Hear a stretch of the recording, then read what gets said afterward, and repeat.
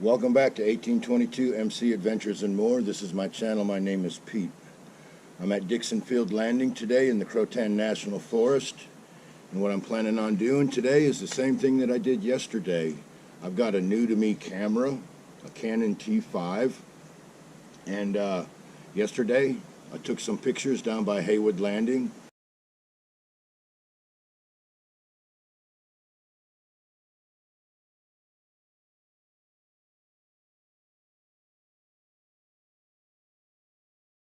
And today at Dixon Field, I'm going to walk all the way to the end of the trail down where it looks kind of like a jungle and whatnot, and maybe have a snack, definitely take some pictures, see what else happens. So follow me. I don't know a shortcut. There's only one trail to the end, so I got to follow that one. So I'm all packed up.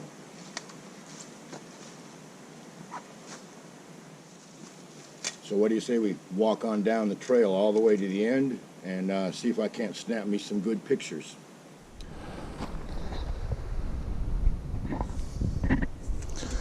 Alrighty, let's take a walk down the trail, see where it goes. Of course, I know where it goes.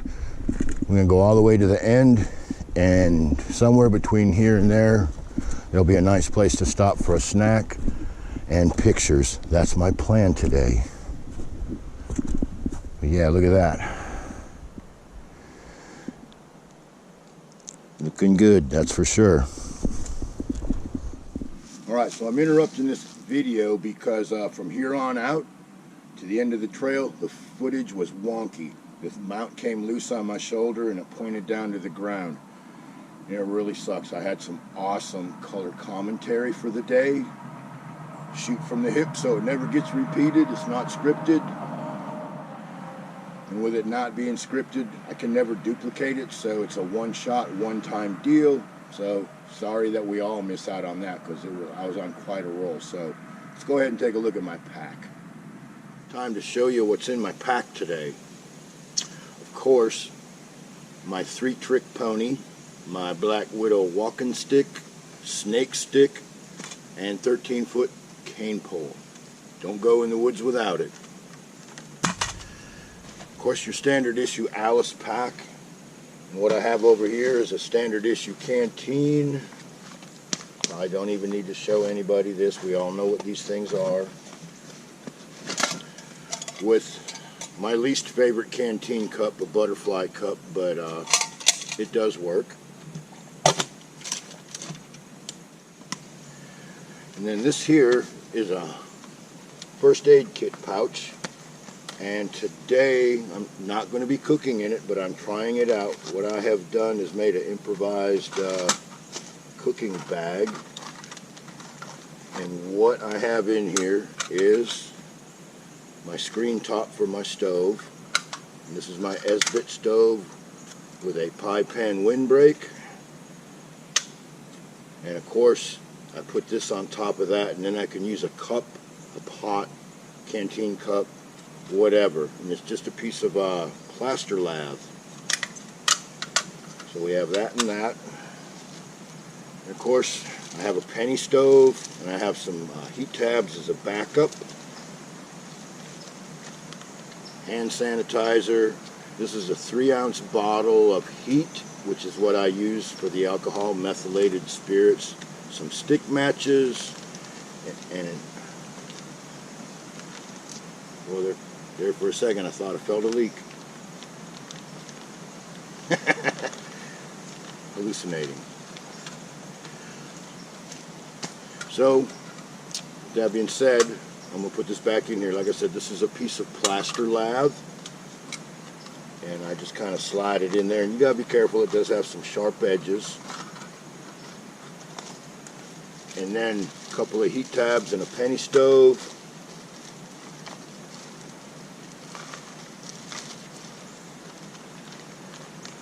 And a bottle of alcohol.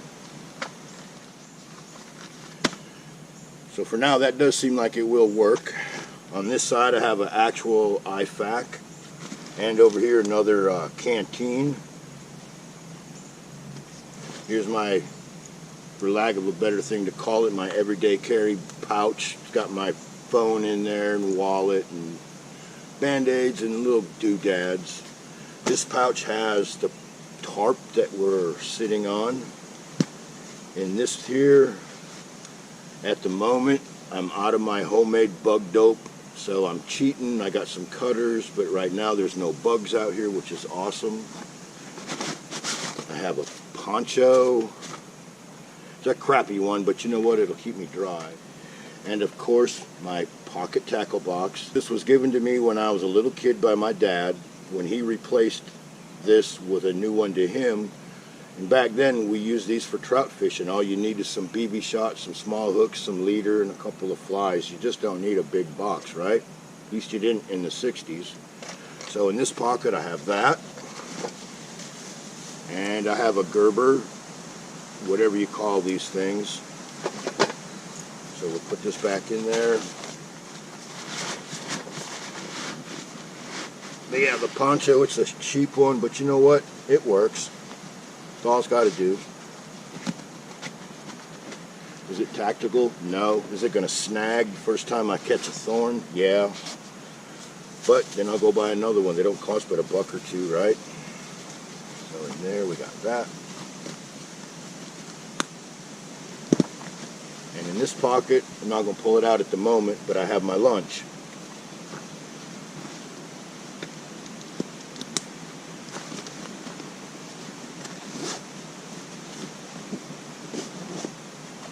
Now in the bag,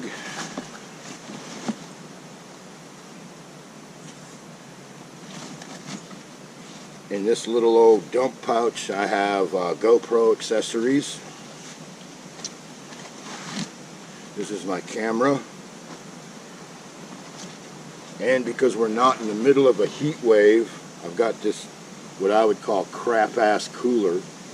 Got a couple cold drinks in there and a can of peaches and some cold packs. Should keep it cool. And the reason that I have such a case of the ass on that cooler is a couple years ago, I was on my way to the Midwest to visit family and friends, and I had that on the top of my bike, and it was in August, middle of August, hotter than just, well, you know how hot it gets in the Midwest in the middle of August. Not only was it flat, it was hot. And in the cooler, I had a couple of little tubs of yogurt, and I was riding down the road, and for a couple hours I was thinking about how good that yogurt was going to taste. And I finally needed to get some gas, so I pulled over, got gas, and pulled over to a shady spot, and I busted that stuff open, and it went sour. It was so fucking hot that the heat was beating down on that black lid, and it just soured everything in the cooler, and I was so pissed. For several hours, the only thing on my brain was like, don't wreck at 85 miles an hour, and when you stop, you're going to eat some delicious ice-cold yogurt. Well, I went 1 for 2. Wasn't too bad, but I learned my lesson with that type of a cooler in the middle of the summer. It's a no-go. And now my new-to-me camera, it's a Canon Rebel T5. I have a rag. I have the camera. Some accessories, you know, like cleaning wipes, that kind of nonsense. A duster. Telephoto lens. The regular adjustable lens. And if there's anybody that follows this page that's a serious camera buff, if you have a hint or a tip for me, I'd be more than welcome to take it, because the last time I had a nice camera was in the early 80s. I had a Yashica, I think it was a FX, FR, FA, F something I believe, or EX, something like that, I don't know. It was damn near $400 in the PX around 1981, so that tells you anything about the camera. But unfortunately, I was on a fishing boat that sank. And when the Coast Guard came to rescue me and 3 other guys, we were standing on the cap rail holding on to the outrigger, praying they would get there just a little sooner. And when they got there, we jumped onto the boat and we couldn't take nothing except us. So I lost my camera and never bought a new one after that. It was like, man, that hurt. After that, I went back to the old-fashioned pocket Instamatics. Anybody remember those? They took 110 film. They were about that big and they were flat. They were like 2 packs of cigarettes put together. Great cameras. Took awesome pictures with them. Anyways, so, and of course, I got a couple memory cards here for my GoPro. I got the instruction book for this camera. And I also have both the CDs that came with it, an editing program, and also a very detailed PDF type file to tell you exactly how to get the most out of the camera. In the front pocket, I have extra GoPro batteries, and I have some filters for the GoPro. At the moment, the only filter I have for the camera is a UV filter. Standard issue, you gotta have that. It works as a lens protector and it just enhances things. Extra GoPro mount, some little screws in case my tripod fails on me or whatever. So yeah, here in the future, I'll be able to hopefully, in theory, be adding some really nice pictures to my videos. And also this camera does film at 1080p, which I film at 1080p all the time. But the fastest it will go, from what I understand, is 30 frames a second, which my GoPro will do. So there'll be certain videos that I'll be able to film at 30 frames per second, and I'll be able to use the camera and my GoPro, and I should be able to come up with a much nicer video than what I'm doing now. So after I learn this camera, we'll see how that goes. So let me put this back in, and we'll move on to the next thing. And I'm going to flip a coin. I'm either going to rig up the fishing pole, or I'm going to have a little snack. But I'm going to flip a coin for that.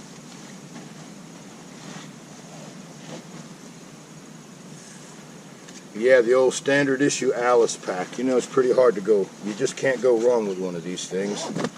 Although, I will admit, I've had this thing probably 35 years. And I'm thinking about retiring it. And I'm not sure. I need a decent day pack. I'm convinced of that after a little walk through the woods with all this crap on my back instead of having it hanging off me. Day pack's a good idea. But I'm thinking about upgrading this to maybe what we used to call, when I was in, a Recon pack, which is actually just the large Alice pack. Same basic design with another set of pockets across the top. The only drawback is you're supposed to use a frame with it. Next time I'm in a surplus store, I need to look at it. If I can just figure out how to put a couple of straps on it so I can carry it from my motorcycle to a campsite, I'll be good. So, if not, I'm going to be looking at maybe more modern packs. I don't know, but I'm beginning to think that this thing is just about at the end of its life, and it just needs to be recommissioned to a daytime only pack, not a let's go across the fucking country pack. So we'll see how that works out. So let's toss a coin and see what happens.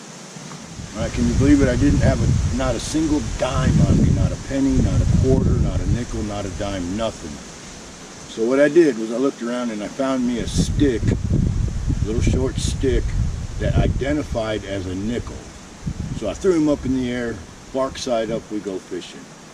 Well, of course he landed bark side up, so I decided to go fishing. But the wind's kind of starting to pick up here and there. It's getting a little darker.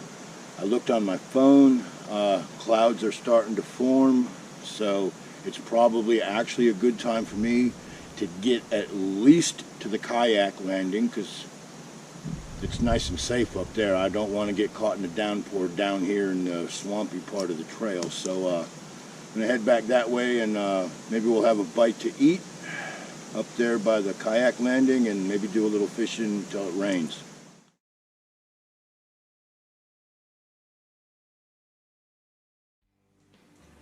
All right, well, that wraps up another episode of 1822 MC Adventures and More. I hope you enjoyed the show. I hope you got something out of it. If you did, don't forget to do the YouTube thing, you know, thumbs up, like, subscribe, comment, all that good stuff. And there's 3 things I want you to remember. 1, never leave more than your tire tracks. 2, when you're out in the woods or in the park or wherever you're at, pick up after yourself. And if someone else was inconsiderate enough to leave their mess, as much as it sucks, do the right thing and pick up after them. And 3, remember this. Nobody likes a fucking snitch. So with that being said, what do you say we ride on out of here? Follow me. I'm no shortcut.